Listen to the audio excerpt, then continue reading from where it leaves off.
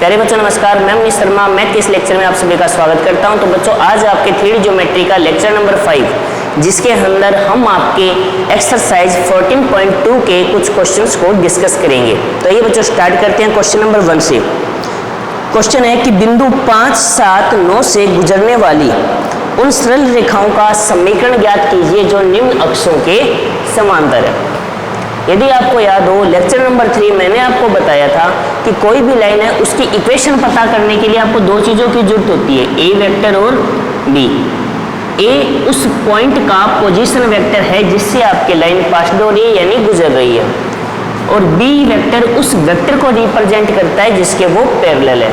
तो यहाँ पर बच्चों सबसे अच्छी बात यह आ गई कि यहाँ पे दे दिया कि आपको 3 क्वेश्चन दे दिए एक के अंदर, पॉइंट दे दिया 5, 7, 9। यदि मैं पोजीशन वेक्टर निकालना चाहूँ इसका तो ये हो जाएगा 5i प्लस 7j प्लस 9, ठीक है, कुछ ऐसा हो जाएगा। लेकिन अब बात आती है जो आगे की प्रोसेस है उसकी। सबसे पहली प्रॉब्लम आ गई कि ये यदि मैं इसको 5, 7, 9 को बच्चों ऐसे भी लिख सकता हूँ, ये x1, y1 और z1। अब बात कहोगे कि x अक्ष को वेक्टर फॉर्म में कैसे रिप्रेजेंट किया जाए, x अक्ष को वेक्टर फॉर्म में कैसे रिप्रेजेंट किया जाए। तो आप जानते हो x अक्ष पर यदि आप कोई भी पॉइंट लो, इसके वेक्टर नोटेशन तो नहीं दे रखा, तो इसको मैं कोई भी लैम्डा i कैप की फॉर्म में लिख सकता हूँ, ठीक है। अब आप कहोगे सर j और k कहाँ जाएंगे कि जब x अक्ष के पैरेलल हो जाती है, तो आप यहाँ पे डायरेक्शन कोसाइन के फॉर्मेट में इसको समझने की कोशिश कीजिए। तो देखिए बच्चों एक नंबर का क्वेश्चन बनता है कि डायरेक्शन कोसाइन ऑफ x अक्ष, y अक्ष एंड z अक्ष। सॉरी बच्चों, देखिए डायरेक्शन कोसाइन ऑफ x अक्ष, y अक्ष और z अक्ष क्या होते हैं। तो सबसे पहले आप डायरेक्शन कोसाइन की डेफिनेशन पे एक बार आ जाओ। सबसे पहले आप सब डायरेक्शन कोसाइन की जो आपको मैंने डेफिनेशन बताई है उसके ऊपर आओ। मैंने क्या डेफिनेशन बताई थी कि यदि कोई भी लाइन या वेक्टर x अक्ष के साथ, y अक्ष के साथ और z अक्ष के साथ अल्फा, बीटा, गामा कोण बनाता है तो कोस अल्फा, कोस बीटा और कोस गामा इसके क्या बोले जाएंगे, डायरेक्शन कोसाइन यानी दिक्कोज्याएं बोली जाएंगी।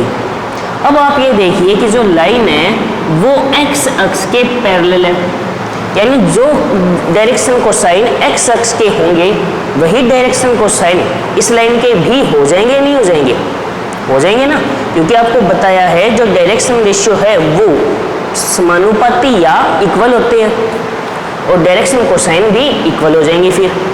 तो x अक्ष के साथ देखो, x अक्ष खुद के साथ कितने डिग्री का कोण बनाती है, 0 डिग्री का।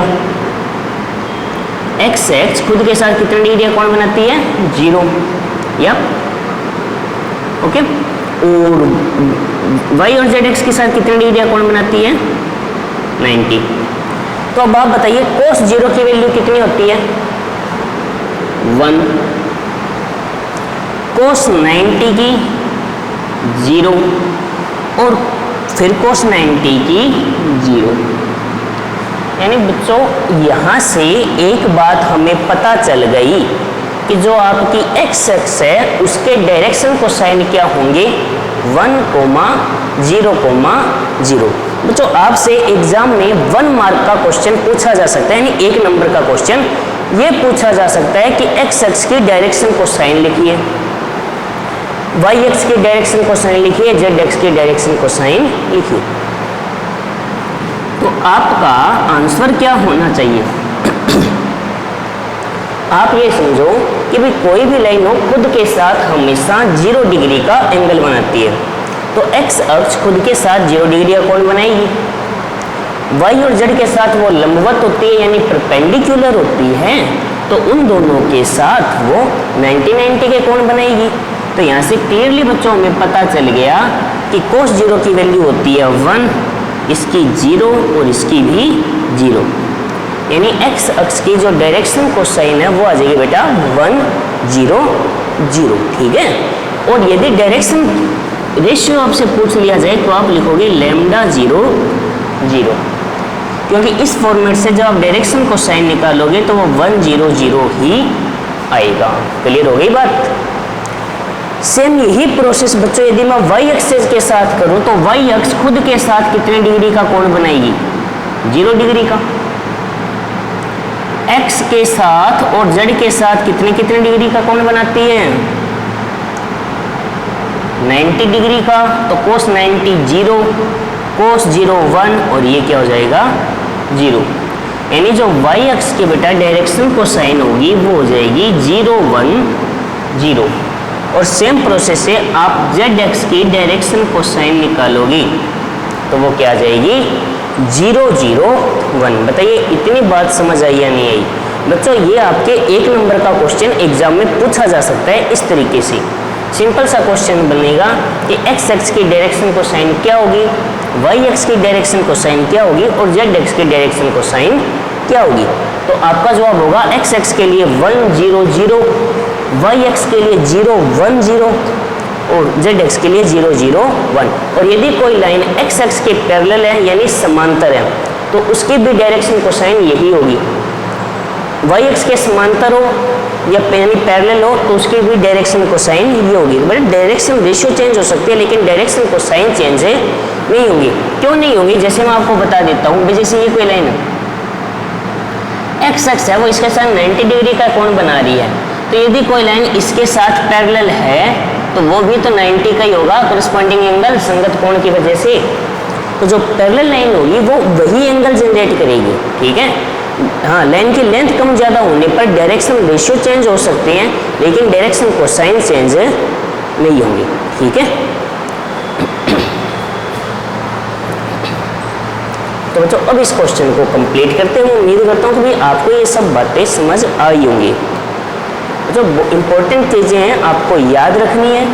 तो अब यदि याद हो तो आपको जो लाइन की इक्वेशन बताई थी उसका फॉर्मूला था x minus x1 upon l, y minus y1 upon m, z minus z1 upon n equal to lambda. आपको अभी सर आपने ए बी सी बताई थी तो बच्चों थोड़ा सा दिमाग पे जोर डालो। मैंने ये कहा था कि जो आपके डायरेक्शन रेशियो है और डायरेक्शन कोसाइन है वो प्रोपोर्शनल यानी समानुपाती है। डायरेक्शन रेशियो और डायरेक्शन कोसाइन आपके समानुपाती होते हैं। यानी आप डायरेक्शन रेशियो की जगह डायरेक्शन कोसाइन का इस्तेमाल कर सकते हो, उनका यूज कर सकते हो। तो बस वही प्रोसेस बच्चों की है। तो जो फर्स्ट प्रोसेस है उसके लिए देखो पॉइंट बेटा फिक्स है तो आ जाएगा x माइनस 5, y माइनस 7 और z माइनस 9 अपॉन में डायरेक्शन रेशियो आएगा, sorry direction cosine 1 0 0 equal to lambda. Second case जब आप लोगे तो x minus 5, y minus 7, z minus 9 ये दोनों तो रहनी है। इसके डायरेक्शन कोसाइन क्या है 0 1 0 इक्वल टू लैम्डा। और third case x minus 5, y minus 7, z minus 9 0 0 1। बेटा ये आपका फर्स्ट क्वेश्चन का आंसर हो गया। यहाँ पे एक बात जो आपके दिमाग में घूम रही होगी, एक बात है जो आपके दिमाग में यहाँ पे बार बार आ रही होगी, वो ये कि सर आपने यहाँ पे नीचे 0 यूज किया, कि हमने यहाँ पे नीचे क्या यूज किया 0 यूज किया। 0 यूज करते हैं तो वो क्या बन जाएगा इन्फिनिटी नहीं हो जाएगा क्या? लेकिन बच्चों ये कोई इसके डिवाइडेशन में नहीं, ये इसका सिर्फ एक फॉर्मेट है लिखने का, ये सिर्फ इसका एक रूप है लिखने का। ये नहीं है कि इसके भाग में 0 है डिवाइड में 0 है। ठीक है, कोई बच्चा ये सोच रहा है ये सिर्फ इसका एक फॉर्मेट है लिखने का। ऊपर वाले ये बस इस फॉर्मेट को याद रखो कि ये जो पॉइंट है वो है x1 y1 z1, वो पॉइंट है जिससे आपकी लाइन पास हो रही है यानी गुजर रही है। और एल एम एन है तो डायरेक्शन कोसाइन होगा, और ए बी सी है तो इसके दिक् अनुपात होंगे। ठीक है, आपको याद रखना ये सिर्फ एक नोटेशन यानी एक फॉर्मेशन है, एक रूप है इसका, और कुछ नहीं। आप ये सोच सर डिवाइड में जीरो लगा दिए, बेटे डिवाइड में जीरो नहीं है, ये नहीं कि आप भाग दे दो जीरो का अनंत बना दो, वो सिस्टम नहीं रहेगा। ठीक है, तो बच्चों इस बात को स्पेशली याद रखोगे। बाकी मेरे हिसाब से इस क्वेश्चन से रिलेटेड कोई डाउट नहीं होगा। हाँ डाउट ये हो सकता था तो वो मैंने क्लियर कर दिया है। याद रखना बेटा, कोई भी रेखा हो खुद के साथ हमेशा 0 डिग्री का कोण बनाएगी। कोई भी लाइन हो खुद के साथ हमेशा 0 डिग्री का कोण बनाएगी। बाकी लाइनों के साथ हमें चेक करना पड़ेगा। लेकिन यहाँ पे अक्षों का जिक्र आ गया तो आप सब जानते हो ये x है, ये y और ये z। तो आप देख सकते हैं लंबवत है या नहीं है, परपेंडिकुलर होती है। तो बाकी 90-90 होने की वजह से आप अब इतना तो सब जानते ही हो कि cos 0 1 होता है और cos 90 0। तो इस यहाँ से हमने ये निकाला, यहाँ पे वैल्यू रखी। क्लियर हो गया होगा। अब बच्चों बारी आती है क्वेश्चन नंबर 3। क्वेश्चन नंबर 2 बच्चों आपके लिए रहेगा। हाँ, इसकी प्रोसेस मैं बता रहा हूँ आपको, ध्यान से सुनिए।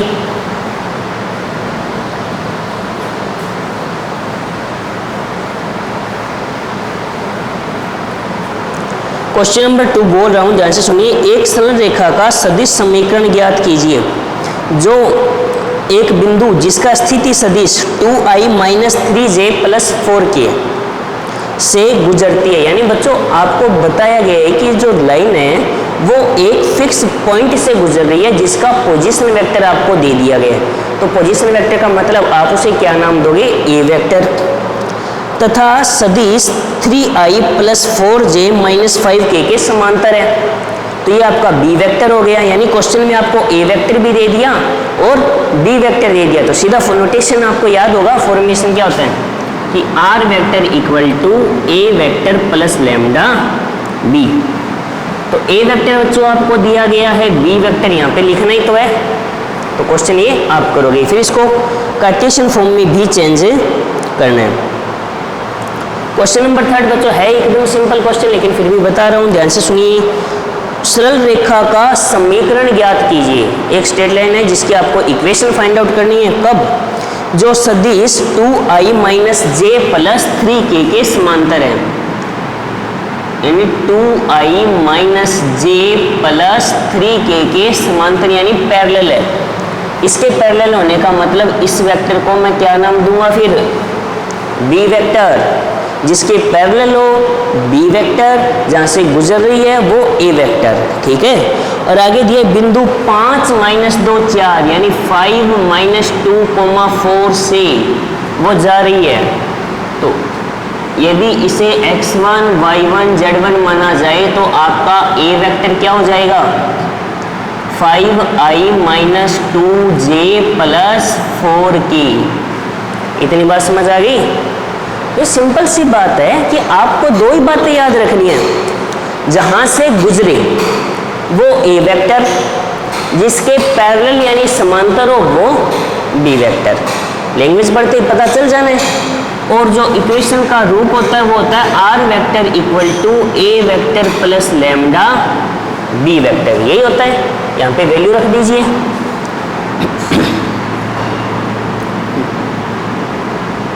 Five I minus 2j + 4k + lambda 2i - j plus. Question solve. ये बच्चों है इसका वेक्टर फॉर्म। कौन सा रूप है, वेक्टर फॉर्म। एक आपको क्वेश्चन में दिया जाता है कई बार कार्टेशियन फॉर्म यानी कार्तीय रूप भी बताइए। कार्तीय रूप का बच्चों जो फॉर्मूला होता है वो होता है x - x1/a, y - y1/b, z - z1/c = lambda. x1 y1 z1 उस पॉइंट को बताता है जहां से आपकी लाइन जा रही है। तो आपकी लाइन कहां से जा रही है, 5 - 2 4। तो आ जाएगा x - 5 y + 2 और z - 4। ए बी सी इस लाइन के डायरेक्शन रेशियो यानी इसके पैरेलल लाइन के जो डायरेक्शन रेशियो है वो लिखे जाएंगे। तो इसके कितने हैं 2 - 1 3, 2 - 1 3, ये लीजिए। अब बच्चों बात समझ आ गई होगी। सिंपल सी इक्वेशन बनेगी। आपका काम सिर्फ और सिर्फ इतना रहेगा कि आपको ए वेक्टर और बी वेक्टर का पता करना है। ए वेक्टर बच्चों वो पॉइंट है जहाँ से आपकी लाइन जा रही है, क्वेश्चन पढ़ोगे इतना पता चल जाएगा। बी वेक्टर एक ऐसा वेक्टर है जो लाइन आपको पता करनी है वो उसके पैरेलल यानी समांतर है। दोनों स्थितियां सवाल में दी हुई होंगी। आपको सवाल को ध्यान से पढ़कर सिर्फ इतना पता करना है कि कौन सा ए वेक्टर है कौन सा बी। चलो इसी कंफ्यूजन दूर करने के लिए क्वेश्चन नंबर 4 करते हैं, आपको समझ आ जाएगा। क्वेश्चन नंबर 4 है उस रेखा का सदिश समीकरण ज्ञात कीजिए, यानी लाइन की इक्वेशन आपको वेक्टर फॉर्म में बतानी है जो बिंदु 2 - 1,1 से गुजरती है, जो पॉइंट 2 - 1,1 से पास हो रही है यानी जा रही है। तो जहां से लाइन जाती है वो कौन सा वेक्टर होता है, ए वेक्टर या बी वेक्टर? ए वेक्टर होता है। तो ए वेक्टर आपको दे दिया 2i - j + k। क्वेश्चन पढ़ते ही ए वेक्टर मिल गया यानी आपका आधा काम हो गया। अब सिर्फ बी वेक्टर चाहिए। तो बी वेक्टर के लिए देखिए आगे क्वेश्चन क्या है। ये कह रहे हैं तथा रेखा x - 3/2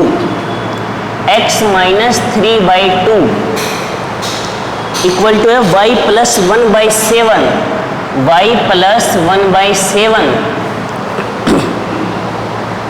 z - 2y - 3 equal to, मैं एक बार लैम्डा ले लेता हूँ।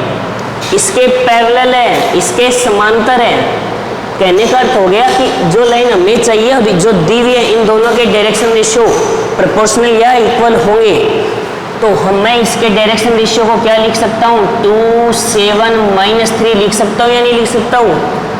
इसके पैरेलल है तो यानी जो बी वेक्टर है वो क्या हो जाएगा 2i + 7j - 3k, यही हो जाएगा। और आपका जो आर वेक्टर का कंडीशन होती है वो होती है a vector + lambda B vector. A vector वो रहा 2i - j + k + lambda, B vector है 2i + 7j - 3k। हो गया बच्चों क्वेश्चन, कोई डाउट है? क्वेश्चन नंबर 5 आप करोगे। सिंपल सा क्वेश्चन है कि एक रेखा है जिसका आपको कार्तीय समीकरण यानी कार्टेशियन फॉर्म दी गई है और आपको उसकी वेक्टर फॉर्म यानी सदिश रूप बताना है। मैं कार्तीय रूप लिख देता हूं। सॉरी बच्चों, 5/3 equal to y + 4/7 and z - 6/2। तो 5 4 6 ये आपके ए वेक्टर हो जाएंगे और नीचे वालों को मिलकर बनाओगे तो क्या हो जाएगा बी वेक्टर। और आर वेक्टर क्या होता है a vector + lambda B vector. ये आपका क्वेश्चन नंबर 5। देखिए बच्चों इतनी बात समझ आई या नहीं आई? कोई डाउट है क्या किसी को? तो देखिए आप कितनी इजीली इन क्वेश्चन को सोल्व कर सकते हो। सिर्फ आपको ए वेक्टर बी वेक्टर का ही तो पता करना है। क्वेश्चन नंबर 6 आपके लिए रहेगा। क्या दिया गया है कि उस रेखा का कार्तीय समीकरण ज्ञात कीजिए जो 1 2 3 से जाती है। कहां से जा रही है 1 2 3 यानी x1 y1 z1 आपको दिया गया है। बात समझ आ गई होगी। और आगे क्या दिया है तथा रेखा x - 2/1 equal to y + 3/7 and 2z - 6/3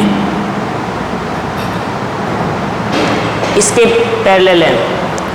तो इसको पहले सही रूप में चेंज करोगे, 2 से इसको डिवाइड करोगे तो ये हो जाएगा 6/2 हो जाएगा 3 और यहाँ पे आ जाएगा 3/2। तो डायरेक्शन रेशियो बनेंगे 173/2, 2 से मल्टीप्लाई कर दो 2, 14, 3, कुछ ऐसा। x1, y1, z1 ये आ गया, a, b, c ये आ गया। कोई डाउट है? हो गया बच्चों क्वेश्चन? एक क्वेश्चन और करवा रहा हूँ, क्वेश्चन नंबर 7, ध्यान से देखिए। इतनी बातें क्लियर हो गई होगी?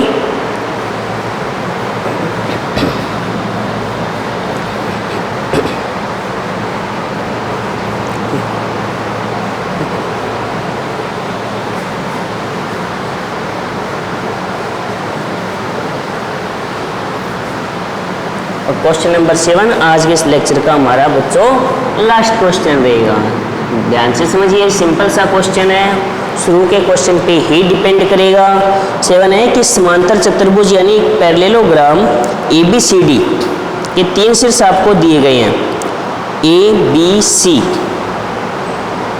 A है 4, 5, 10। A है बच्चों आपके पास 4, 5, 10। B है 2, 3, 4, 2, 3, 4। और C है 1, 2, -1, 1, 2, -1। डी नहीं दिया, आपको बोला कि AB और BC के सदिश और कार्तीय समीकरण ज्ञात कीजिए। सबसे पहले आपको क्या करना है बेटा, AB और BC के सदिश और कार्तीय समीकरण दोनों पता करने हैं। तो मैं आपको AB का बता रहा हूँ, BC का उसी प्रोसेस से आप करोगे। तो A के पॉइंट को यदि मैं A वेक्टर मान लूँ 4i + 5j + 10k, और B के पॉइंट को मैं B वेक्टर मान लूँ, पोजीशन वेक्टर उसका 2i + 3j + 4k। तो बेटा आपको याद होगा 2 पॉइंट से जाने वाली स्ट्रेट लाइन की इक्वेशन क्या बताई थी? आपको बताया गया है r vector = a vector + lambda b - a vector. ये बताया गया है, a vector + lambda b - a vector. Formula याद है, वैल्यू पुट कर दीजिए तो r वेक्टर बच्चों क्या हो जाएगा, a वेक्टर क्या है, a वेक्टर है 4i + 5j + 10k plus lambda. बच्चों मैं यहाँ पे थोड़ा सा डायरेक्टली लिख रहा हूँ, b से a माइनस करो, 2 - 4 -2, 3 - 5 -2, और ये हो जाएगा -6 से 3। या आप यहाँ से इजी फॉर्म में बनाने के लिए -2 इससे कॉमन लेकर लैम्डा के अंदर ले आओ। तो 4i + 5j + 10k, यदि मैं इससे -2 कॉमन लेकर लैम्डा के अंदर लाता हूँ तो कोई नया कांस्टेंट बन जाएगा, उसे मैंने क्या मान लिया, एक बार म्यू मान लिया। तो ये बन गया i cap + j cap + 3k cap. आगे बच्चों बात समझ में? और यदि इसे मैं कार्टेशियन फॉर्म में बनाऊं तो ये आएगा x - 4 y - 5 और z - 10। नीचे आ जाएगा 1, 1 और 3। क्लियर हो गई बात? जिस तरीके से बच्चों हमने AB को पता किया उसी तरीके से आप किसको पता करोगे, BC को। और D के कोऑर्डिनेट का काम आपके लिए रहेगा। D के कोऑर्डिनेट है वो आप पता करोगे, ABC मान लो। आप कहोगे कैसे, तो बता देता हूँ। आपको पता होगा कि जो पैरेललोग्राम यानी समांतर चतुर्भुज है उसके डायगोनल आप बाइसेक्ट करते हैं, यानी इंटरनली बाइसेक्ट यानी समद्विभाजित करते हैं, तो दोनों का मिड पॉइंट एक ही होगा। AC का मिड पॉइंट और BD का मिड पॉइंट निकालो और सॉल्व करो। ठीक है बच्चों, बाकी क्वेश्चन नेक्स्ट लेक्चर में। आज के लिए इतना ही, तब तक के लिए बच्चों टेक केयर, धन्यवाद।